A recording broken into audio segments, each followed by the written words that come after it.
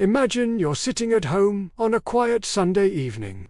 The radio hums softly in the background, playing some gentle music. When suddenly, a frantic voice breaks through the static.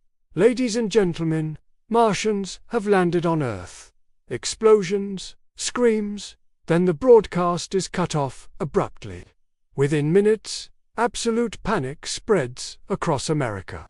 People are fleeing their homes, clogging the roads, convinced the end of the world is here, all because of a misunderstanding, a radio play that felt far, far too real.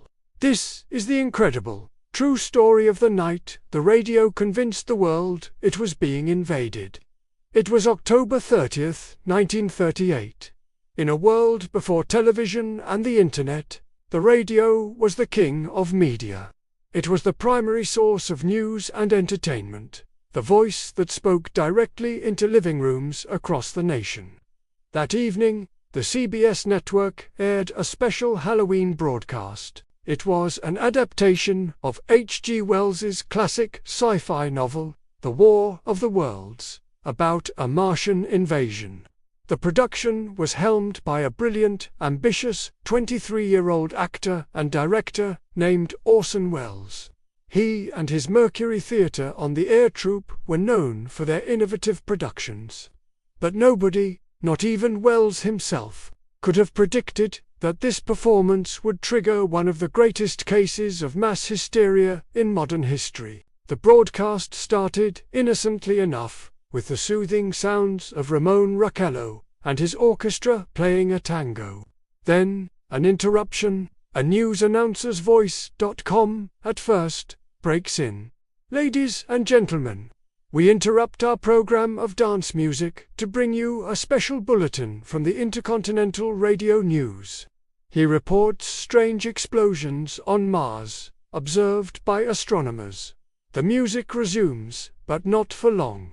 The interruptions become more frequent, more urgent. The announcer reports that a large, cylindrical object has fallen on a farm in Grover's Mill, New Jersey. A reporter is supposedly dispatched to the scene. This is where Wells's genius for drama takes a terrifying turn. The on-location reporter, Carl Phillips, describes the scene with breathless urgency. He speaks of a crowd gathering, of a strange hissing sound from the object. Then, he shouts, "Good heavens! Something's wriggling out of the top. There's a jet of flame." And it leaps right at the advancing men. It strikes them head-on. Good Lord, they're turning into flame. The sound effects were chillingly realistic. The metallic screech of the Martian machine, the screams of the crowd, the crackle of the heat tray. For thousands of listeners who had tuned in late, missing the opening disclaimer that this was a fictional drama, the invasion was not a story. It was happening, live. The effect was instantaneous and widespread. Phone lines were completely jammed as people desperately tried to call loved ones or the police for information. In New York City, families packed their belongings, ready to flee. In a panic, some people reportedly wrapped wet towels around their heads to protect themselves from what they thought was Martian poison gas. Hospitals reported treating patients for shock and hysteria.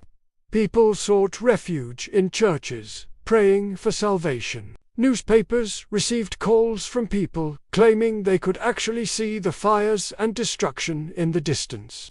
The illusion was so complete, so terrifyingly convincing, that a significant portion of the listening audience believed the world was truly under attack.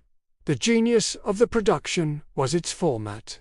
Orson Welles had deliberately structured the play not as a traditional drama, but as a series of simulated live news bulletins. This format was incredibly familiar to audiences who were used to their programs being interrupted for major breaking news. The pacing was perfect, starting slow and building to a crescendo of chaos.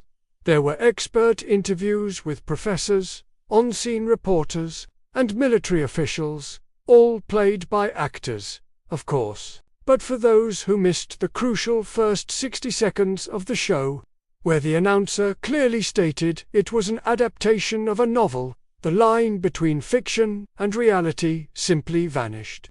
The next morning, the country woke up to a firestorm of controversy. The headlines were merciless. Radio listeners in panic. Taking war drama as fact. Radio play terrifies nation. Newspapers, perhaps a little jealous of the radio's power, had a field day. Politicians and public figures demanded stricter regulation of broadcasting, arguing that such a powerful tool couldn't be left unchecked. Psychologists and sociologists descended upon the event, dissecting it as a textbook case of mass delusion and the psychology of panic. CBS, the network that aired the show, was forced to issue a public apology for the chaos it had caused. And what of Orson Welles? The young mastermind behind the broadcast found himself at the center of a media circus. He held a press conference the next day, appearing visibly shaken and contrite. He insisted, "I can't imagine an invasion from Mars would find any radio reception. We are deeply shocked and deeply regretful about the whole thing. We had no idea anyone would believe it. It was just a Halloween story, a bit of fun." But behind the public apology, a legend was being born. The scandal, ironically, made Orson Welles a household name overnight. The notoriety and a reputation as a daring, perhaps even dangerous, creative genius, paved the way for him to get a dream contract in Hollywood. That contract would lead to the creation of what many consider the greatest film ever made. Citizen Kane. The War of the Worlds broadcast did more than just scare a few people. It permanently changed the landscape of media and communication. It was a wake-up call, demonstrating the incredible power of a single broadcast to influence and manipulate millions of people. It became a landmark case study in psychology, media studies, and sociology, examined and re-examined for decades. It forced a conversation about the responsibilities of the press and the gullibility of the public. The event showed that, in an age of anxiety, with a world war looming in Europe, people were already primed for bad news, ready to believe the worst. More than 80 years have passed since that chaotic night. The lessons from the War of the Worlds broadcast are more relevant today than ever before. We no longer huddle around a radio, listening for news from another planet, but we do scroll through our phones, our eyes glued to screens that feed us a constant stream of information and misinformation. Panic and hysteria still spread, but now they travel at the speed of a share or a retweet. The medium has changed, but the fundamental human psychology remains the same. A compelling story, presented as fact, can still ignite a firestorm of fear.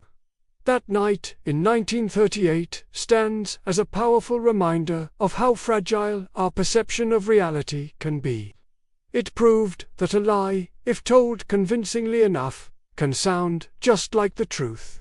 And a single, persuasive voice, amplified by technology, has the power to make the entire world tremble in fear. It's a story about the power of radio, the nature of belief, and the fine line that separates entertainment from hysteria. Thank you so much for watching. If you enjoyed this journey back in time, please hit that like button and subscribe to our channel for more incredible stories from history. We've always got more to tell. See you in the next one.